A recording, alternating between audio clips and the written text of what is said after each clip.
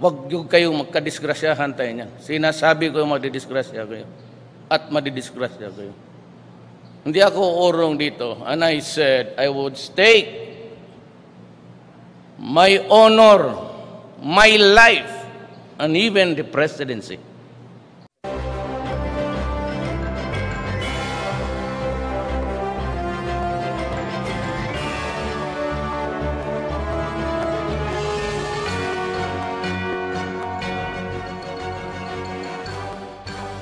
Good morning, Malacañang Press Corps. Let's now have Presidential Spokesperson Harry Roque.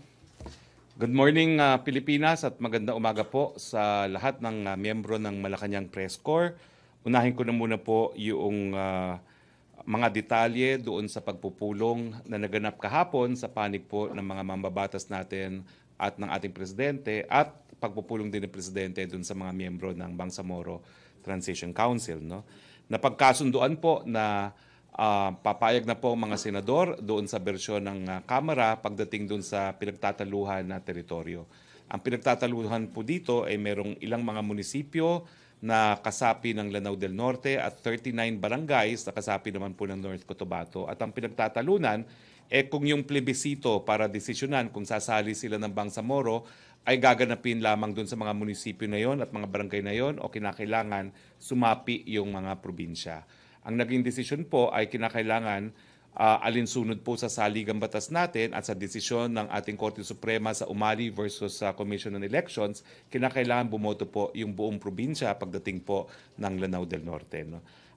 Yung kaso po ng Umali versus Comelec, ang issue po doon, yung conversion ng Cabanatuan City into a highly urbanized city. Ang tanong doon, kung ang boboto lamang ay mga taga-Cabanatuan o kinakailangan bumoto ang lahat ng taga-probinsya ng Nueva Ecija, ang desisyon ng ating Korte Suprema, kinakailangan bumoto yung buong probinsya ng Nueva Ecija.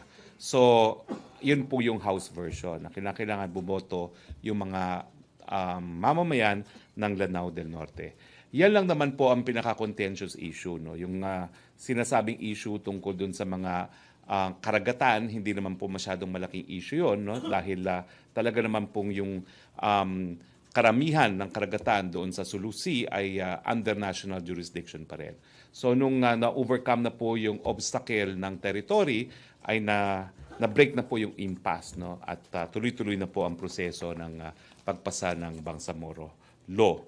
Now, kahapon po ay nagkaroon din ng special cluster meeting ang Security, Justice, and Peace Committees, no? At dinaluhan po ito hindi lang ng mga miyembro ng gabinete, kasama rin po si Senate President, si House Speaker, at ilang mga miyembro ng ULAP, no? Kasama po si Mayor Lani Cayetano at saka si Mayor Pamintuan, no? At napagkasunduan po yung guidelines pagdating sa localized peace talks, no? Now, itong localized peace talks po ito ay alinsunod din dun sa napagkasunduan ng huling meeting ng gabinete na kung ayaw ni Joe Maciso na dito sa Pilipinas makipag-usap at kung hindi makakasunod dun sa ilang kondisyon ng ating gobyerno na habang nag-uusap, tigil ang pangingikil ng revolutionary tax, titira sila sa isang kampo na kung saan ibibigay ng gobyerno lahat ng kanilang pangangailangan. At yung pinaka-importante na dapat dito yan sa Pilipinas ay bibigyan ng kapangyarihan ng ating mga local government officials para mag-engage in localized peace talks. So kahapon po napagkasunduan yung guiding framework for localized peace engagement. At ito po yung framework na napagkasunduan. No? Number one, it is nationally orchestrated, centrally directed, and locally supervised and implemented. Number two, the constitutional integrity and sovereignty will not be compromised. Number three, complete and genuine resolution of the local armed conflict. It shall cover the NPAs, organs of political power, and militia ng bayan.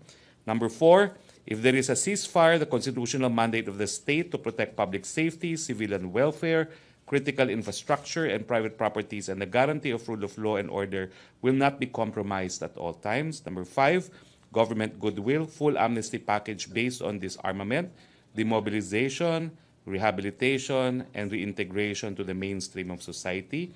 Number six, the necessary enabling environment set by the President for the formal local talks to proceed are local venue, no coalition government, um, no coalition government or power sharing, no revolutionary taxes, extortion, arson, and violent activities, and the fighters to remain in their pre-designated encampment areas.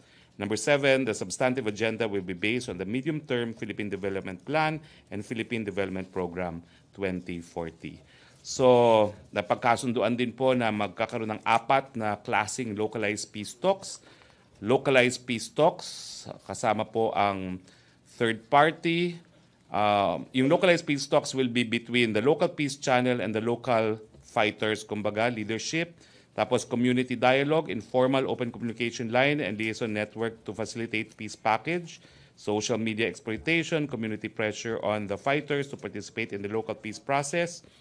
And then, meron ding local peace package, a direct availment of the GRP Peace Initiative intended to provide reintegration and mainstreaming support without going through process of peace negotiation. And number 4, confidential dialogue undertaken to a combatant armed group who desires to lie low without open documentation and will not avail of the peace package program. So magkakaroon po ng executive order na that will spell out the guidelines that were agreed upon yesterday. No? Kahapon po, naalala ko, may nagtanong din dito tungkol dun sa estado ng compliance sa ating mga maritime schools with European Union standards. And it was announced yesterday that there will be an agreement brokered by the DOTR between the CHED and the Marina, where the CHED will now undertake supervision and inspection of all maritime schools to ensure compliance with EU standards. No? At dahil nga po sa importansya ng bagay nito, dahil tayo pa rin ang pinakamaraming mga Pilipino na nagtatrabaho bilang seamen, no? Ang presidente na po mismo ang nagsusupervise ng compliance, no, ng ating mga maritime schools. No? At tinatarget po natin na mamimit natin ang mga deadlines dahil ang deadlines naman na nakasaad ay magsumiti ng mga plano natin kung paano tayo magko-comply doon sa mga requirements ng European Union. No? Now, good news, yung ating amelioration ng train na ibibigay po ng okay. Wag muna daw. Okay. So babalik tayo sa mga usual good news. Ang usual good news na ginawa ni Director Ting at ni Mau. So ayaw nila ito muna. Okay, Global Connectivity Index. Okay? Ayon po sa Global Connectivity Index published by Huawei, ang Philippines daw po ay 57 out of 79 countries in ICT infrastructure and digital transformation. The report also noted the country reached a 35-point score which upgrades the country's status from adopter from a starter country. In addition, it highlighted the improvements in the country's 4G coverage, computer household accessibility, smartphone usage, and the government's investment on data center and cloud migration. Ang Panglao Airport po, 90.14% complete already. No? Ito po yung ating kauna-unahang Eco Airport. It is expected to be fully completed by August, and it can accommodate up to 2 million passengers in its opening years. We are referring to the Bohol Airport as the green gateway to the world. It has environment-friendly and sustainable structures with solar panels which will be installed on the roof of passenger terminal building to cover around 1/3 of the airport's energy requirement. At the basement or underground will be a world-class water treatment facility to ensure that the resorts of Panglao will not be discharging dirty water into the oceans. Now, it is the second anniversary of our win in the arbitration before the Permanent Court of Arbitration, and we assure the public that on the second year of the anniversary, we will continue to assert what is ours while we move on with our bilateral relations with China. Okay, questions? MPC questions. Rose Novinario.